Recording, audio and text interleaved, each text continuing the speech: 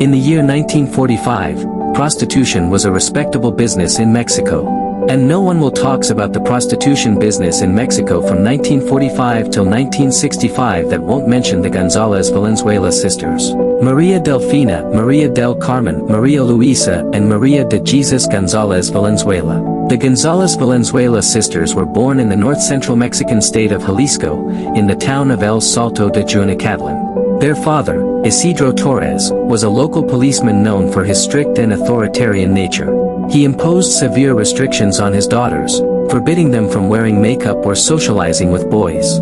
Violations of these rules were met with harsh punishment, including being locked up in a cell at the police station. The family's life took a dramatic turn when their father shot and killed a man during an argument. This incident forced the family to relocate to the village of San Francisco del Rincon in the state of Guanajuato, seeking refuge from the ensuing turmoil. In an attempt to escape poverty and their father's oppressive control, the sisters opened a bar. However, the venture failed to generate the desired income. The sisters were untalented and uneducated, but they certainly did not lack ambition. With few options available, the Valenzuelas started a prostitution business. The four sisters opened a brothel called Rancho El Angel. Business was good, but the sisters wanted to expand. None of them were attractive and therefore they needed new labor. An advertisement was placed in the local newspapers. Maids were needed, free room and board, plus good wages. Only young females. The response was excellent. Those who were chosen received free room and board, but no salary. They had to work as sex slaves, never go out. Despite their booming business, the sisters wanted to expand further. They hired mercenaries to kidnap girls along the US border. Virgins were set aside for special clients who paid higher rates to perform defloration. More brothels were set up. First one, then another, and another and another. But the enslaved girls never saw a cent for their terrible duties. They were all enslaved, forced to take heroin and cocaine. If anyone got sick, she was killed. Whoever tried to escape was killed. If anyone refused to work, she was killed. If someone wasn't satisfying with the customers, she was killed. If anyone became pregnant, the fetus was extracted with a hook. If a complication occurred, the mother was killed. If a client had a lot of money, he was killed. After nearly a decade, Delfina's son, El Tepecade, who assisted in torturing and controlling the girls, was killed in a bar fight. When Delfina attempted to shoot her son's murderer, she missed. It provoked the local officials, who sought to arrest her.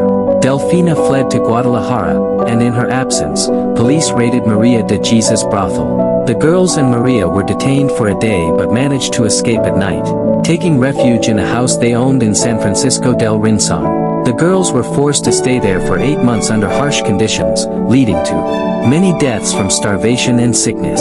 By January 6, 1964, feeling the pressure from the police, the sisters moved the girls to Rancho San Angel, a site previously used for torture and burying bodies.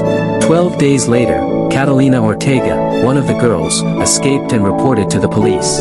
Although the officer who took the report was a client of the brothel, he took her seriously. The sisters denied all allegations, but an investigation revealed 91 bodies. They were arrested and transferred to a prison in Guanajuato to avoid the threat of lynching. The González Valenzuela sisters' reign of terror lasted from 1950 until 1964. Their downfall was compounded when police arrested Josefina Gutierrez, a procuress suspected of kidnapping young girls in the Guanajuato area.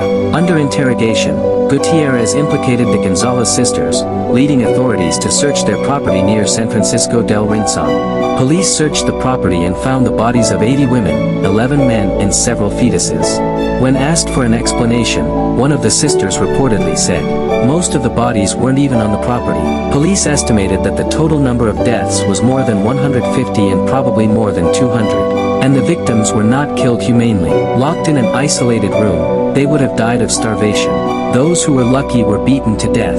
The Valenzuela sisters were tried in 1964 and sentenced to 40 years in prison each. One of them died in prison. Her body was dragged out by the guards and fed to the village rats. Several weeks later, the remaining bones were thrown into a nearby garbage can.